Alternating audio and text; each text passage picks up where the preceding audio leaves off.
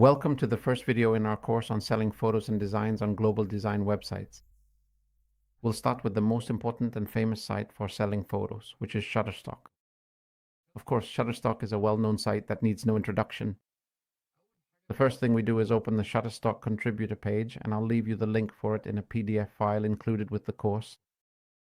You open the alternative file and click on the link, the one I'll leave for you, and then you open this page. As you can see on the screen, the first thing you do is enter your name. It's preferable that the name you enter here is exactly the same, with the same spelling as the one on your ID or passport, because you might need it later if, in the rare case that a problem occurs, sometimes they need to verify your identity, the account. So the name you registered with must be the same as the one they have on record, yet it should be exactly the same name as on your passport or ID. And this is the name of your store or your page. So whoever comes to buy will see this name. They don't see this first name, but they see the name you've set for your page on the website. It's preferable that this name suits the business you're specializing in or selling through. Or you can choose a nice name that you can use to register on all the sites you'll be selling on, not just Souk. Generally, on most sites, it's hard to change this after you've set it, but Shutterstock allows you to change it only once, meaning after you create it and set up your page, that's it.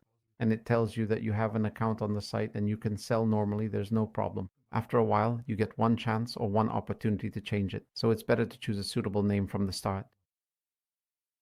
The third thing is the email, and it's best to use an email you're absolutely sure of and that you know the password for and have it saved well, because you'll need this email to access your page.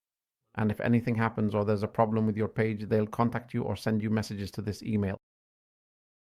Also, if your page gets hacked or something happens, you can resolve it through your email or by contacting them using your email. You can recover your page. So you must make sure you're registering a good email that you know well and remember its password well. Here, you enter your password for the website, not your personal email password. No, it's the one for the website. It's better to enable this option so you can see the password as you type it, because you only get to enter it once, unlike most other sites. Or on most websites where you register, you have to enter the password twice. So it's possible that you type it once and then forget it. So it's better to enable this so you can see it. Otherwise, you won't be able to see it. So you click on it, enter the password, and it's better this way. Or the website itself won't let you create an account or a page unless you enter a password and a capital letter. Plus, you need to include any of these symbols like the $sign, hashtag, or %sign. And you must have one of these symbols plus numbers so your password is strong and protects your account from being hacked. Also, the website itself requires you to create a password that includes a name and one of these symbols, as I showed you earlier. This plus numbers after you enter your email, your name, your username, or your actual name, and you set your password and make sure to save it well. You click this box to confirm that you are over 18 years old and then click Get Started. After we click Get Started, it shows us that it has sent a message to the email we entered, and this is the email I use just as an example.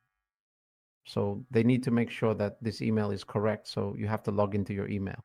Open the message they sent, then click Verify on the email they sent you so they can confirm that you own this email. Then you click Text to make sure everything is fine. After this page appears to you, you enter your country here. And it's preferable, or actually it's a must, that you write the country you are currently in or residing in here, because they can detect your location through your device. So you shouldn't try to provide false information so your page doesn't get suspended. All right, and here are these details. The information on the right is where they would contact you if, for example, you traveled or are in a different place from where you created the account. They would reach out to you there or follow up with you there. So it's best to use the same information. So you just write same as, meaning your own address or these same details or this address. So the same thing you write here as well. And that's it. So you just fill in your information easily. That's all. The country and the address. And here you can enter the building number, apartment or flat, and the city, and the neighborhood you're in, and the postal code, which is easy. You can get it online. After that, the screen appears and it says, welcome to our community or our platform. If you want, you can upload any of your designs here, whether it's a photo, a vector, or an illustration. But since we're just getting started and setting up the email, we'll skip this for now. This is the Shutterstock page. So now we have an account on the website. But of course, there aren't any designs or photos of ours on it yet. So we'll get to know it together. At first, when we open the page, we find this section. This section contains news from the website or tips and tricks they want to share or teach you. For example, about design or photography. You'll find the most important thing on the left side, important news that they want you to know. For example, here you'll see a contest the site is hosting with a $500 prize. You can participate by clicking Start It, and you should check the details. If you want to participate, the site always posts contests. Here you'll find other news or different things as well. It's the same idea for the section on the right here. Site news that they post, or tricks they want to teach you, or information they want you to know about design and photography.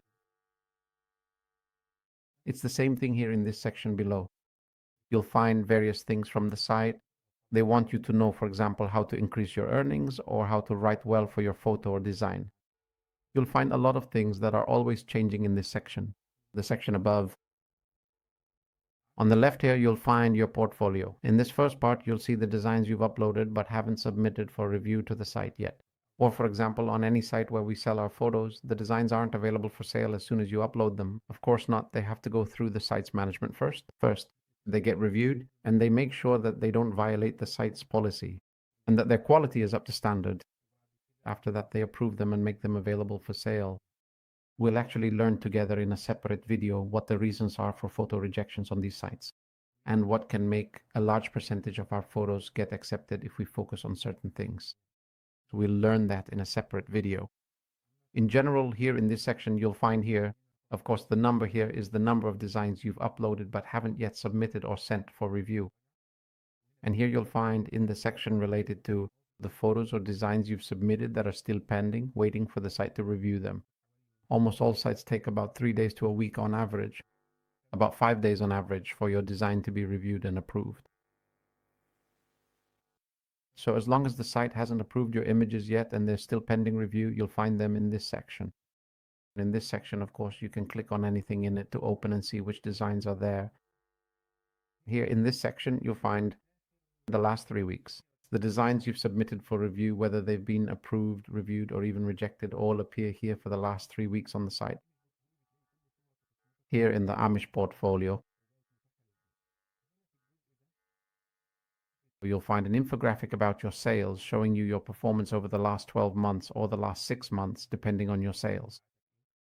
There is an infographic here that lets you know exactly where you stand, whether you're doing well or not, whether your sales are increasing or not. It's a simple infographic that gives you a clear idea about your sales. There's a section dedicated to your current level because at the beginning of every year, on January 1st, the site resets all contributors to level 0 or level 1. At level 1, you get 15% of the profits from the photos you sell. As soon as you sell 100 photos, you reach level 2 and get 20% of the profits. When you sell 250 photos, you reach level 3 and get 25% of the profits. There are 5 levels on the site, and the higher your level, the greater your share of the profits. Of course, you reach each level when you hit a certain number of downloads or when people buy a certain number of your photos. After the first 100 photos, you reach level 2. After you sell the first 250 photos, you reach level 3, and so on. The section on the left here shows a blue circle on the city and country of anyone who buys your photos or designs. For example, if someone from Brazil buys your photos, so you'll see a blue circle and you'll know which design was purchased. It appears here on the lower left part, showing you the design that was bought. It shows you about the last 20 items that were sold. So you'll find blue circles here in these sections.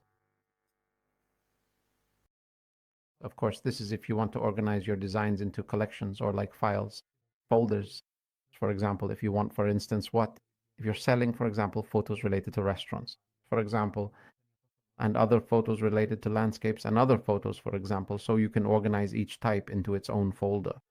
But of course, since we're just starting out, there's nothing here yet. It shows you in this section. The top 5 photos that have earned you the most profit, and it sorts them from highest to lowest. So you'll find them in this section.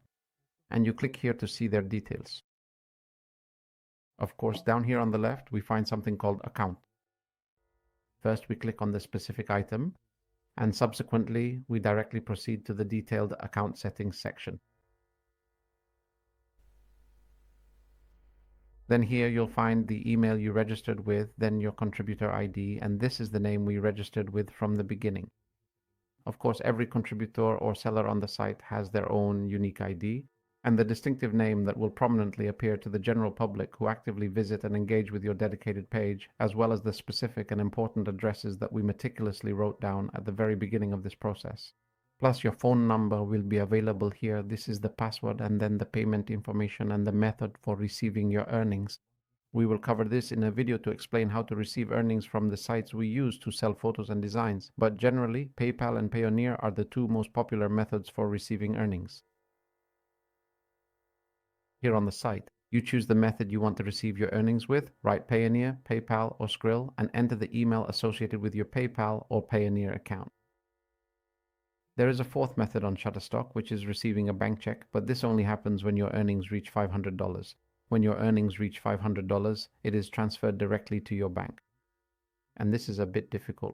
It happens rarely, especially since we are just starting out. After that, if you want your earnings to be transferred to you, how much? Usually it gets transferred about 5 or 7 days into the month, and you'll find your earnings in your email or through the method you chose. Whether you chose PayPal or Payoneer, it will be sent to the email you registered here, $25. This is the minimum amount they send. So if your earnings reach $24 or any amount below 25, they won't send you your earnings. Your earnings must reach $25 for them to send you your money. And as we said, they usually send it to you around the 7th or 5th of the month, approximately. Here is the relevant section. And what is this? Let's get to know it together. The first thing, this or that, for example, you can tell it, no, I don't want my photos to appear on the site. For example, maybe you want to arrange something inside your account, so you don't want your photos and your designs to be visible right now, to be available for sale. So you can turn it off from here. Similarly, if you have videos that you upload to the site to sell, it's the same thing. You turn it off from here so that it doesn't appear to people on the site. Yes, it's there, but in the end, it's not visible to people.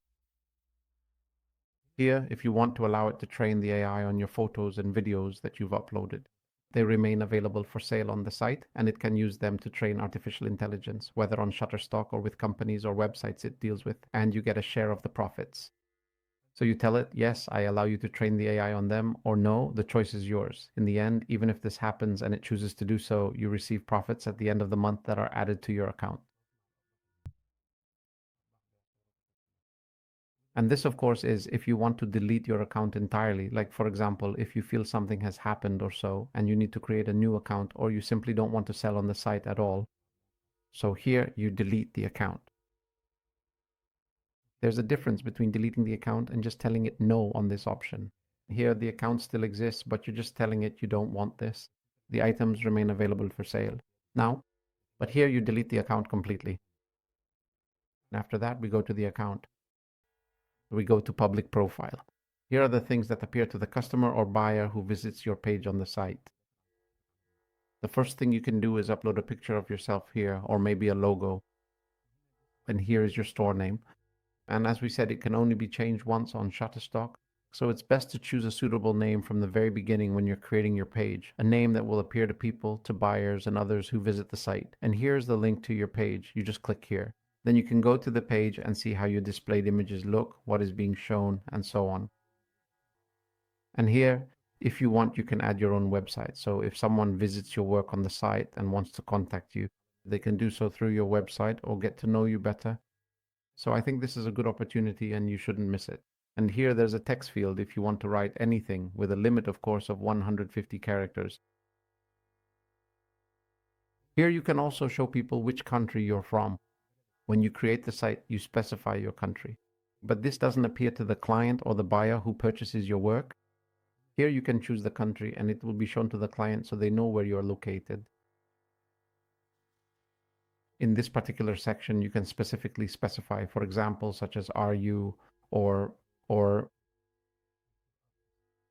you choose? For example, if you like photography and your work is in photography, you just select that. And you can choose all three if you work in all three fields. And the style you work in, do you shoot landscapes or do you shoot natural scenery or food? Or whatever it is, you see what you work on and select it. Are you working in painting, drawing things or something like that? You choose what suits you.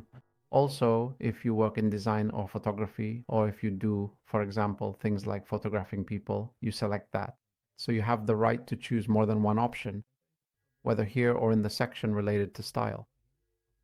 And if you want, you can write here, for example, the lenses you use and the cameras you use. If you want to give a quick overview of the equipment you use for shooting, no problem.